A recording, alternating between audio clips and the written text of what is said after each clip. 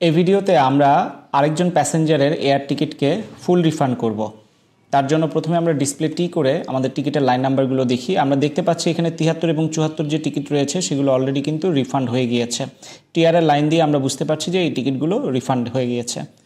তাহলে আমরা 75 নম্বর যে টিকিটটি রয়েছে আমরা এই টিকিটটিকে রিফান্ড করব।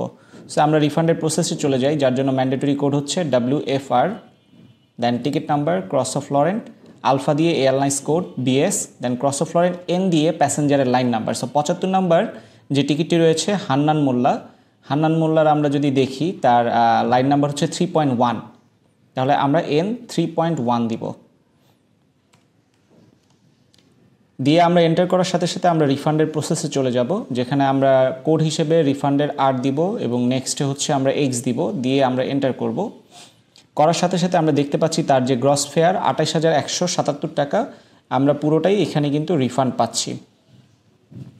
তবে আমাদেরকে এখানে একটা জিনিস ক্রস চেক করে নিতে হবে, সেটা হচ্ছে যে ট্যাক্সের যে অ্যামাউন্ট রয়েছে 8,047 টাকা, আমরা এই পুরো ট্যাক্সটাই কি রিফান্ড পাবো কিনা।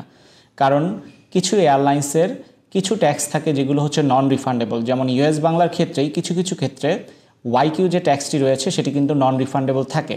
সো এয়ারলাইন্সের রিজার্ভেশনের সাথে আমাদের কিন্তু অবশ্যই এটি ক্রস চেক করে নিতে হবে যে কোন কোন ট্যাক্সগুলো আমরা রিফান্ড হিসেবে পাবো না। যদি আমরা নন রিফান্ডেবল ট্যাক্সকে রিফান্ড করে ফেলি তাহলে কিন্তু আমাদের এডিএম আসবে।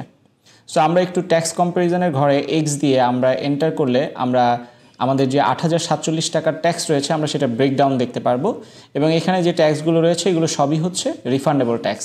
আমরা অ্যাডিশনাল ট্যাক্সের ঘরে যদি আমরা A দিয়ে আবার এন্টার করি তাহলে আমাদের পরবর্তী যে ট্যাক্সগুলো রয়েছে সেটাও আমরা দেখতে পাচ্ছি যে P7 হচ্ছে আমাদের লাস্ট ট্যাক্স, এবং এটাও আমরা রিফান্ড পাচ্ছি। তার মানে মোটামুটি 8,047 টাকা সবগুলো ট্যাক্সই আমরা কিন্তু রিফান্ড হিসেবে পাচ্ছি। ইনকেস কোনো নন রিফান্ডেবল ট্যাক্স থাকলে আমরা ট্যাক্স আপডেটের ঘরে X দিয়ে আমরা সেই ট্যাক্সটিকে রিমুভ করে দিতাম। যেহেতু আমরা এখন সবগুলো ট্যাক্সি রিফান্ড পাচ্ছি, সো আমরা নেক্সটে X দিয়ে আমরা এন্টার করব। করার সাথে সাথে আমরা আবারও পুনরায় আমাদের আগের যে পেজটি রয়েছে সেই পেজে চলে আসব, যেখানে চেঞ্জ ফি অ্যামাউন্টের ঘরে আমরা আমাদের এয়ার টিকিটের ক্যান্সেলেশন চার্জ 12,209 টাকা সেটা বসাবো। বসানোর পর আমরা নেক্সটের ঘরে X দিয়ে আমরা এন্টার করব। করার সাথে সাথে আমাদেরকে verify total amount to continue.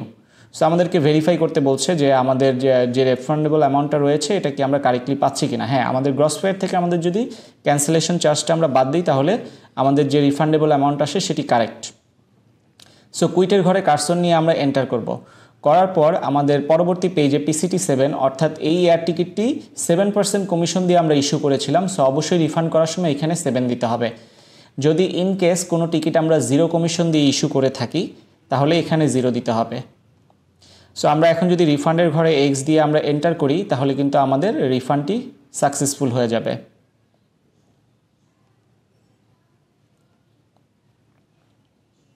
দেন আমাদেরকে বলছে যে ETR রিফান্ড ট্রানজ্যাকশন প্রসেড, অর্থাৎ আমরা যদি ETR দিয়ে তাহলে আমাদের ট্রানজ্যাকশনটা প্রসেসড হয়ে যাবে।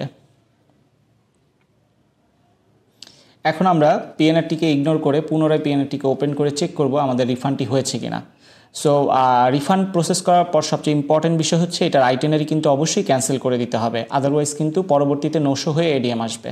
সো আমাদের যেহেতু অলরেডি আইটেনারি ক্যান্সেল করাই আছে, আমাদের আর আইটেনারি ক্যান্সেল করার প্রয়োজন নেই। আমরা ডিসপ্লে টি করে টিকিটের লাইন নাম্বারগুলো খেয়াল করব যে আমাদের 75 নম্বর যে টিকিটটা আমরা মাত্র রিফান্ড করেছি সেটির জন্য কিন্তু অলরেডি টিআরের একটা নতুন লাইন জেনারেট হয়েছে, দ্যাট মিনস এটা রিফান্ড হয়েছে। আমরা যদি 75 নম্বর টিকিটটিকে ওপেন করে চেক করি তাহলে আমরা দেখতে পারবো এটার স্ট্যাটাস রিফান্ড দেখাচ্ছে, দ্যাট মিনস আমাদের টিকিট রিফান্ড হয়ে গিয়েছে। এখন আমরা আমাদের সেলস রিপোর্ট চেক করব রিফান্ডের DQB ডিসপ্লে RF দিয়ে। আমরা দেখতে পাচ্ছি আমাদের যে 75 নম্বর টিকিটটি রয়েছে সেটি কিন্তু অলরেডি রিফান্ড হয়ে গিয়েছে এবং আমরা 15,968 টাকা রিফান্ড পাচ্ছি। সো এইভাবে কিন্তু আমরা যে কোনো এয়ার টিকিটকে ফুল রিফান্ড করতে পারি।